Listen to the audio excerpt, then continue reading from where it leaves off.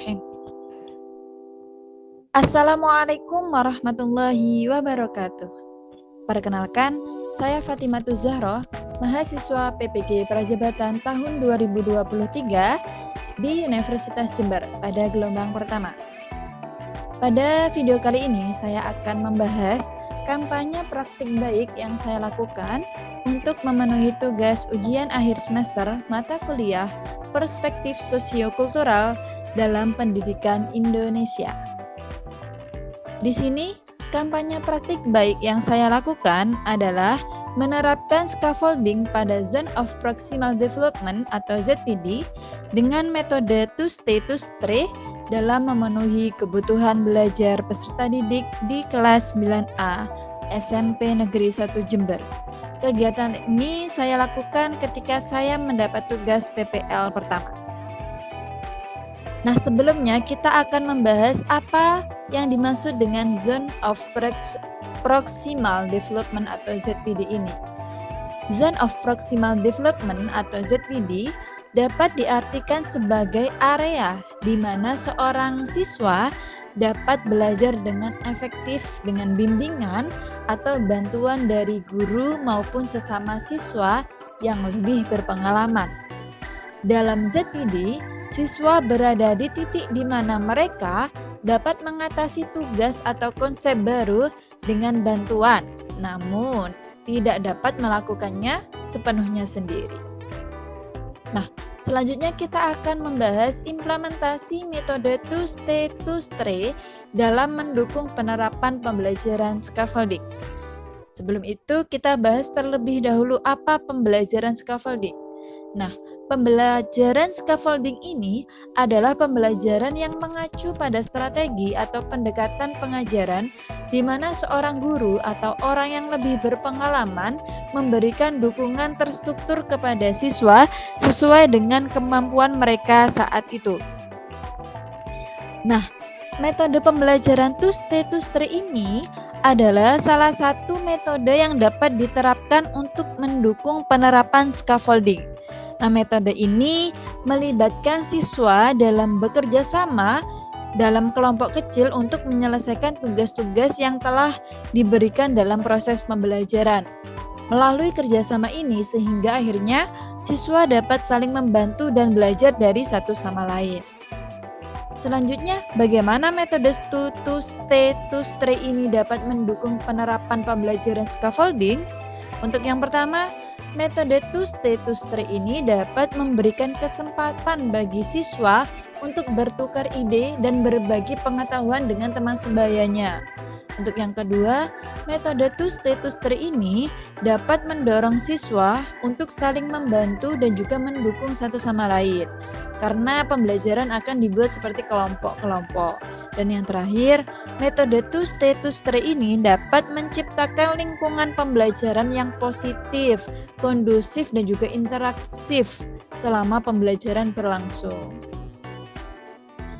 Di sini selanjutnya, tentang penerapan pembelajaran scaffolding yang saya lakukan ini, saya laksanakan di kelas 9A di SMPN 1 Jember, materi translasi dengan menggunakan metode to stay to stray.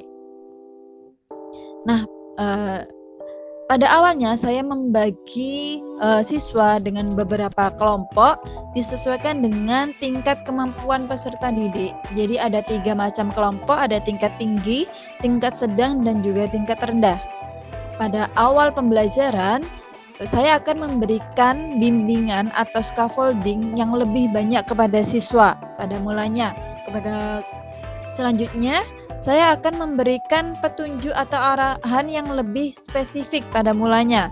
Sehingga seiring dengan perkembangan kemampuan peserta didik atau siswa, saya memberikan bimbingan atau scaffolding yang lebih sedikit dari per tahap.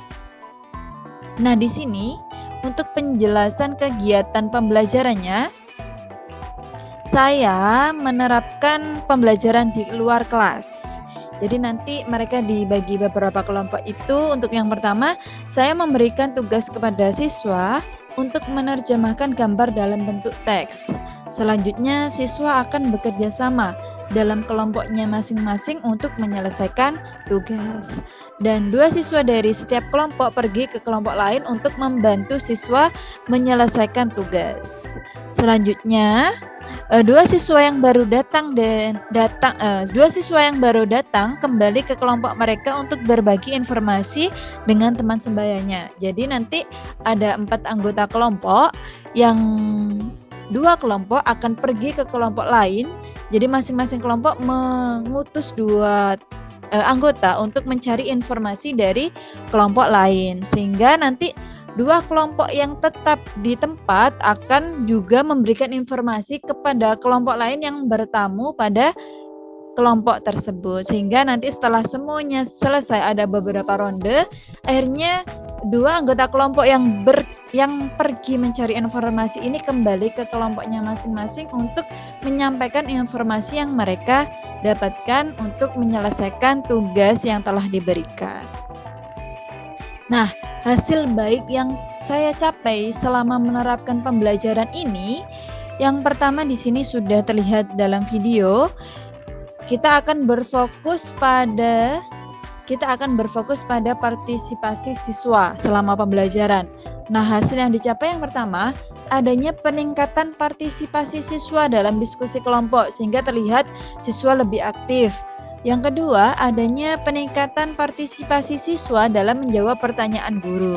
Dan juga yang ketiga, adanya peningkatan partisipasi siswa dalam menyelesaikan tugas. Dikarenakan masing-masing kelompok ini sudah mendapatkan tugas masing-masing sehingga semua anggota kelompok atau semua siswa berpartisipasi.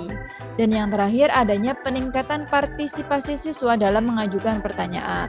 Selain itu juga terlihat dalam video, siswa juga dilatih untuk menyampaikan hasil pekerjaannya di depan kelas atau di depan teman-temannya, sehingga mereka memiliki kebiasaan untuk berani tampil di depan. Mungkin itu saja yang dapat saya sampaikan dalam video kali ini. Semoga bermanfaat apa yang telah saya berikan atau yang telah saya sampaikan dalam pembelajaran scaffolding atau pembelajaran terbimbing dengan metode to stay to stray. Terima kasih atas perhatiannya. Mohon maaf atas kurang lebihnya. Wassalamualaikum warahmatullahi wabarakatuh.